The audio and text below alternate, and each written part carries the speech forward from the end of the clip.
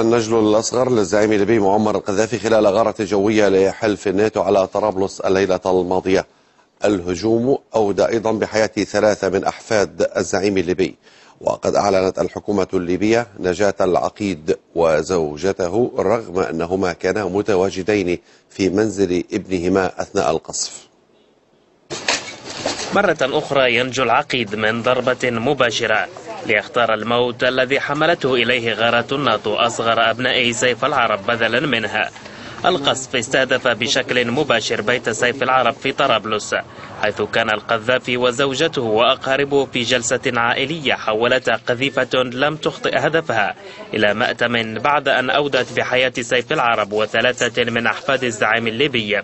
سلطات طرابلس أكدت نجاة القذافي واعتبرت الغارة هجوما صليبيا يؤكد أن عمليات الناتو لا تهدف إلى حماية المدنيين بل إلى اغتيال شخصية سياسية بعينها. نجا والحمد لله الأخ القائد وحرمه وهم بصحة جيدة وفي أحسن حال، لم يمسسهم سوء.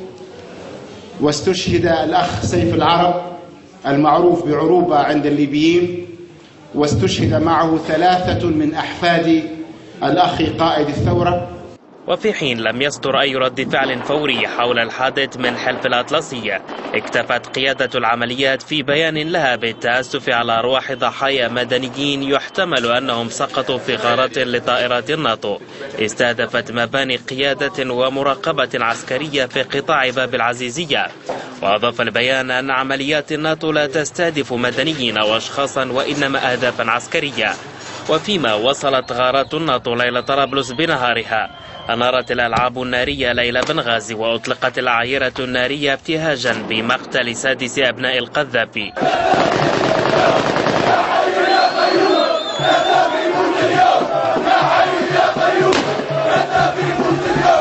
فيما قضى الثوار ليلتهم في الشوارع مبتهجين. اللي صار اليوم فرحة كبيرة، دم الشهداء ما يمشيش بلاش.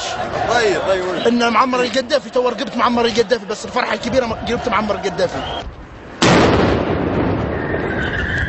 وفي تباين بين موقف الشارع ومواقف المعارضة، حذر نشطاء سياسيون في بنغازي من مسرحية مفبركة ومفضوحة تحاول الرواية الرسمية في طرابلس توظيفها لاستدرار عطف الرأي العام وتحويل الأنظار عن الجرائم التي ترتكبها قوات القذافي في مصراتة.